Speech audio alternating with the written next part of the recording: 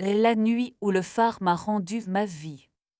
Je l'ai su avant de le voir. Une lampe clignotait à travers les rideaux comme un battement perdu, régulier et lointain. Ce n'était pas la rue ni une voiture, c'était plus lent, plus obstiné, une pulsation de mer. Clara a sursauté, a tiré le tissu d'un geste trop vif, puis s'est levée pour aller dans la salle de bain.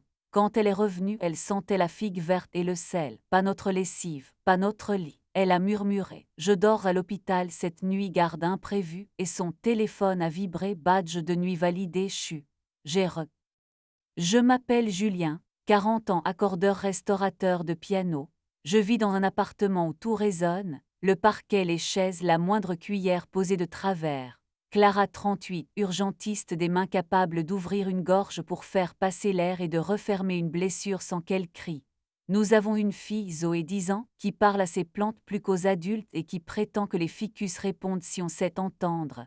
Pendant des années, j'ai cru entendre nous aussi, nous dans le souffle du café à 7 heures, nous dans le... Le phare est à 20 kilomètres de la ville, posé sur une avancée rocheuse où la mer invente des dents.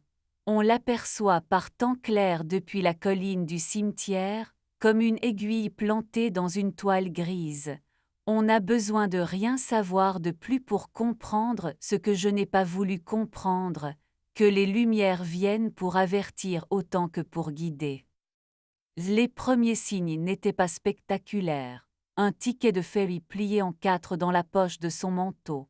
Un mail réservation confirmée Maison des Gardiens, apparu en notification pendant qu'elle cherchait la météo. Un mail qu'elle a fait glisser d'une pichenette vers le bas comme pour renvoyer un insecte. Sur le bord de la baignoire, une seconde brosse à dents, identique à la mienne mais plus neuve, posée parallèle comme dans une chambre d'hôtel appliquée. Et ce parfum figué immortel, avec un fond de cèdre mouillé que je ne connaissais pas. Je n'ai pas crié. Crier, c'est donner un rythme à l'angoisse, et je n'avais plus de rythme. J'ai accordé un vieux playel chez une prof de danse qui jurait qu'un demi-ton trop haut l'empêchait d'enseigner. J'ai réécouté la corde du la jusqu'à ce que ma peau entende avant mes oreilles. Puis j'ai appelé Sacha. Sacha est pianiste de théâtre. Il joue pour les répétitions, invente des passerelles entre le souffle d'une comédienne et un tempo qui la porte. On se croise depuis 10 ans dans les coulisses, là où les rideaux sentent la poussière et la lumière brûlée. C'est aussi l'homme qui, un jour d'hiver, m'a prêté un manteau sans rien demander, et dont la main a frôlé mon poignet avec une précision qui a laissé une mémoire dans ma peau. Tu as la voix trop lisse, a-t-il dit au téléphone, tu caches un crissement, je passe. Non, demain, j'ai un piano à finir ce soir. D'accord, mais accorde-toi toi, et dors si tu peux. Je n'ai pas dormi. J'ai regardé la fenêtre cligner, 3 temps allumées, 3 temps éteintes. J'ai pensé à la nuit de garde qui sentait la figue. Le lendemain, j'ai fait simple. Clara a posé un baiser bas sur ma joue, un baiser de gare, je n'ai pas suivi sa bouche. Je passe à l'hôpital déposer un dossier, puis je file au phare, j'ai promis à Zoé de lui montrer la mer à marée haute samedi, ai-je dit. Elle a acquiescé trop vite. Parfait, je finirai ton. Elle a enfilé son blouson, a pris son sac, a oublié ses clés, est revenue les chercher. Elle a glissé son badge dans sa poche droite. J'ai glissé le silence dans la mienne. Je n'ai pas pris la voiture, j'ai pris le bus jusqu'au port, puis un vélo bleu qu'on loue en glissant une carte. Je me suis dit que le métal dirait moins que mon visage. Le vent avait ce goût de fer qui vous apprête les dents. Sur le quai, j'ai attaché le vélo dans l'ombre d'une caisse à huîtres, puis j'ai attendu. L'après-midi avançait lentement comme l'entracte d'une mauvaise pièce. À 16h12, j'ai vu Clara, capuche sur la tête, sac trop léger pour une garde. Elle ne s'est pas tournée. Elle portait des baskets que je ne lui connaissais pas. Elle a acheté. Il n'était pas ce qu'on se raconte pour se consoler. Ni plus beau, ni plus jeune, ni plus brillant. Il avait ses épaules qui savent porter des sacs sans se venger. Des mains avec des veines, une barbe idiote qu'on porte seulement quand quelqu'un vous a demandé de la garder. Un sourire qui n'était pas le mien. Il a touché son cou à elle juste en dessous de l'oreille, comme pour vérifier un pouls. Elle a fermé les yeux exactement comme quand je lui murmure « respire » après une journée trop longue. Et ils sont montés sur le ferry. Je suis resté à quai. J'ai attendu que la silhouette blanche se découpe puis s'efface derrière les bouées. J'ai pris le ferry suivant. Sur le pont, j'ai mordu l'air. Le phare grossissait comme une idée fixe. J'ai pensé à Zoé, à son devoir de géo, à sa façon de dessiner des flèches entre les mots. J'ai pensé, je dois décider où pointe la flèche.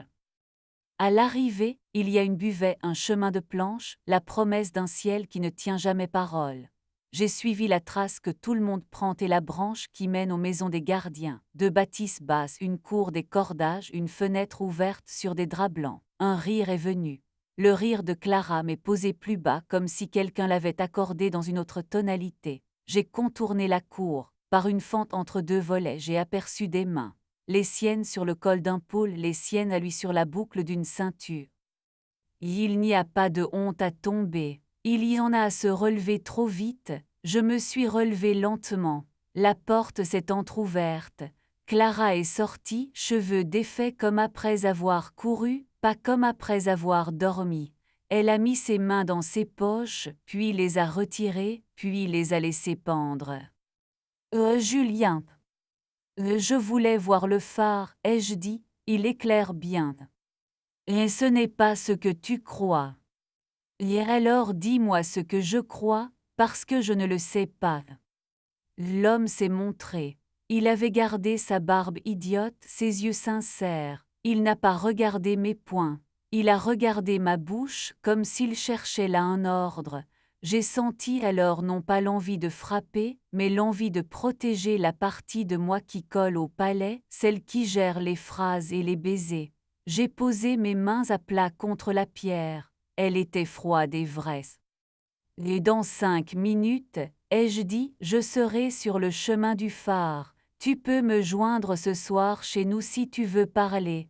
Pas ici, pas maintenant, pas devant les draps. J'ai tourné le dos. Je l'ai fait non pour être noble, mais pour rester debout. J'ai pris le sentier. Le vent s'est engouffré sous ma veste comme un animal sot. À mi-chemin, un coup de pluie a changé tout, la couleur du sol, la vitesse du monde, le rythme de mon cœur. Je me suis réfugié dans la base du phare, là où l'escalier en colimaçon vous promet un vertige à condition que vous montiez.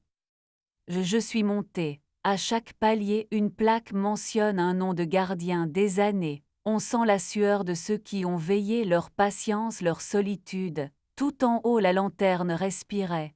Le souffle du phare est un bruit vivant, comme un grand animal qui décide quand cligner. Je me suis accroupi. J'ai posé le front contre la vitre. La mer était partout, et c'était presque suffisant.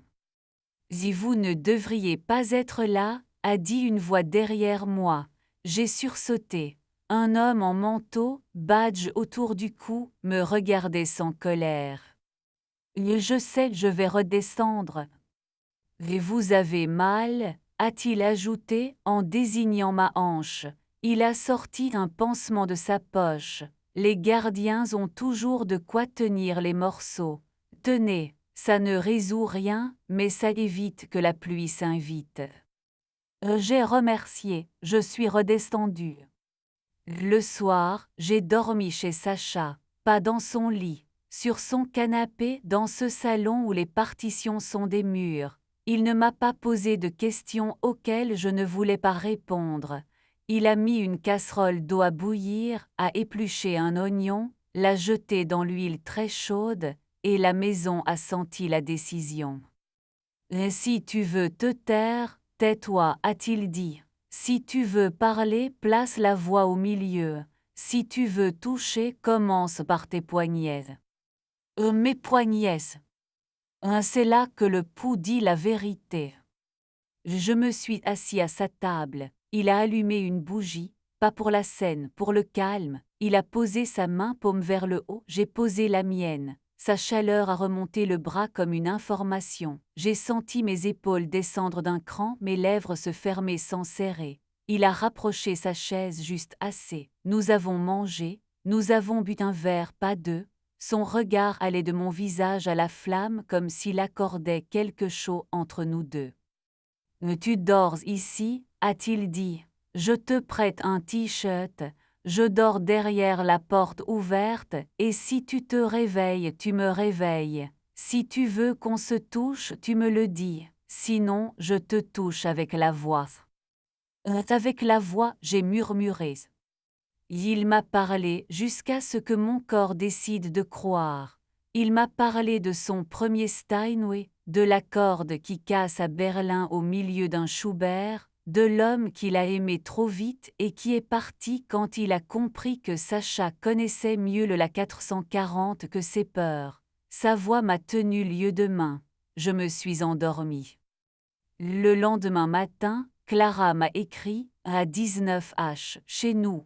J'ai répondu d'accord, je suis allée travailler, j'ai démonté un clavier, j'ai nettoyé des mortaises, j'ai parlé avec un piano droit qui sonnait comme une chambre d'enfant. Je me suis surpris à sourire quand la note ré est revenue à sa place. À 19h, Clara était là. Notre salon semblait plus petit, comme si les coussins avaient retenu leur respiration. Elle ne portait pas son parfum.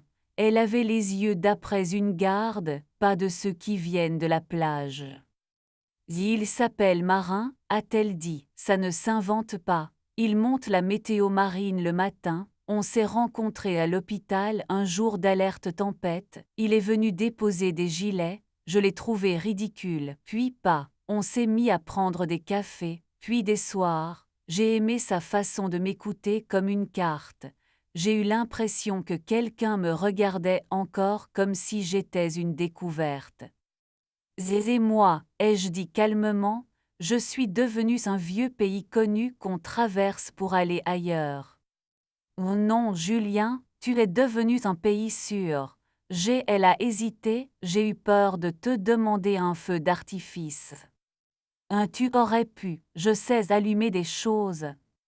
Et elle a souri à peine, puis elle a pleuré, pas des larmes spectaculaires, celles qui renversent la voix. Elle a dit qu'elle s'était sentie vide, qu'elle avait voulu se remplir de mer, qu'elle avait cru qu'on pouvait être deux endroits sans se bouffer. Elle a dit qu'elle me respectait, et j'ai pensé que le respect sent parfois trop la bonne conscience. Tu veux quoi, ai-je demandé. Je veux être honnête et choisir, pas par fatigue, par désir, si tu le veux encore. Et je veux qu'on écrive ce qu'on veut, ai-je dit, et je veux qu'on écrive aussi ce qu'on ne veut plus, pajamas et mensonges dans le même tiroir. Nous avons parlé jusqu'à minuit. Nous avons posé des phrases sur la table, comme des cartes qu'on mélange mais dont on n'oublie pas la face. Nous avons décidé 2 choses, 15 jours de séparation réelle, elle chez une collègue, moi chez moi avec Zoé au milieu comme point non négociable, et une règle d'or, si l'un de nous a envie d'autre chose que l'autre, on ne laisse pas la nuit décider à sa place. Avant qu'elle ne parte, nous nous sommes regardés longtemps. Je l'ai prise dans mes bras, pas comme un adieu, pas comme une réclamation. J'ai posé ma bouche sur sa tempe. Elle a placé ses mains sur mes hanches, là où s'attachent les ceintures des gens qui montent les escaliers des phares. Nous avons respiré l'un contre l'autre, puis elle a pris son sac. Et je l'appelle pour lui dire que c'est fini, a-t-elle dit dans l'embrasure. Si je reste, si je pars, mais je ne coupe pas en deux pour ne pas me choisir. Et merci, ai-je dit, pas pour moi, pour toi. Les 15 jours ont été étranges de lumière. Sacha venait parfois pour accorder nos silences. Un soir, il a posé sa main sur ma nuque et a demandé « Est-ce que je peux t'embrasser ici, juste ici ?» J'ai dit oui. Il a déposé ses lèvres au creux, pas sur la bouche. C'était d'une sensualité si nette que je me suis sentie revenue entièrement dans mon corps. Il a reculé. Voilà, a-t-il souri. Maintenant tu te souviens que tu es habité. Je lui ai pris le visage, j'ai posé mon front contre le sien. Merci, ai-je dit, Nouna. Clara m'a écrit au 9e jour, c'est fini. Je lui ai dit, il a compris. Il m'a dit que je n'étais pas un cap, que j'étais un port, mais que j'avais déjà un quai. Il est mieux que moi. Au 12e, je veux rentrer, pas parce que j'ai peur, parce que j'ai envie. Au 15e, je suis à la porte. Quand elle est entrée, j'ai senti la mère sortir avec elle. Elle s'est assise, elle a pris mes mains. Nous avons recommencé, pas le couple d'avant, autre chose avec des coutures apparentes et un fil solide. Les nuits suivantes, nous n'avons pas fait l'amour comme pour effacer, nous avons fait l'amour comme pour noter. Sa bouche a retrouvé la mienne en s'excusant d'avoir oublié un mot. Mes doigts ont parcouru son dos comme on lit un texte à voix haute pour repérer les fautes de rythme. Elle a posé sa paume sur mon torse, au centre, et m'a demandé « là ». C'est arrivé qu'elle pleure après. J'ai posé ma main entre ses omoplates, comme elle le fait avec des patients qui reviennent. Elle a ri un rire au bord. On dirait que nous avons 4 mains, a-t-elle dit. Tu les as toujours eues, ai-je répondu. Tu as juste oublié que je pouvais en prêter une à la tienne quand elle tremble. Au printemps, nous avons emmené Zoé voir le phare de près, tous les 3. Elle s'est tenue au bord, raisonnable, courageuse. Il cligne comme un gros œil, a-t-elle décidé. Il empêche les gens de dormir, ai-je dit. Il les empêche de s'écraser, a rectifié Clara. Et parfois il te rend ce que tu croyais perdu, ai-je pensé à voix basse. Dans la boutique, j'ai acheté une petite maquette de phare. À la maison, je l'ai posée sur le piano. Quand j'accorde, la lumière passe de gauche à droite, comme un métronome qui n'impose rien mais propose un retour. Et Sacha vient, de temps en temps, poser ses doigts sur notre couvercle comme on signe un tableau discret. Il a rencontré quelqu'un, un régisseur lumière au rire clair. Il m'a dit « Je t'aurais voulu si tu t'étais perdu, je te préfère revenu ». Je l'ai serré, moi aussi. Ariane m'a écrit « Un jour de pluie, merci de ne pas avoir fait de moi une ennemie. Je déménage. Le phare est le même d'où qu'on le regarde, mais le rivage change. » Je lui ai répondu « Que la mer te porte sans te tromper. » C'était honnête, sans grandiloquence. Parfois la nuit, une lumière clignote sur notre mur. Ce n'est pas le phare, c'est un bus tardif, une ambulance, un voisin en retard. Clara se retourne, colle son ventre contre mon dos, glisse sa main sous mon t-shirt. Elle respire au creux de ma nuque et je me souviens de Sacha, je me souviens que j'habite. Alors je saisis la main de Clara, j'y appuie ma bouche et je murmure « On est là ». Ce n'est pas une promesse à la légère, c'est un état. Si vous me demandez si j'ai pardonné, je vous répondrai, j'ai relié. J'ai pris le fil où il dépassait, j'ai défait ce qui étranglait, j'ai recousu en laissant un peu de jeu. Les livres tenus trop serrés se fendent, les cœurs aussi. Les phares n'empêchent pas les tempêtes, non. Ils indiquent seulement l'endroit où le danger devient clair. Cette nuit-là, la lumière m'a blessé aux yeux. Elle m'a aussi rendu la vue. Et maintenant, quand elle rejaillit sur notre plafond, je ne pense plus à une trahison. Je pense à un rythme. Le nôtre, trouvé sans se presser à hauteur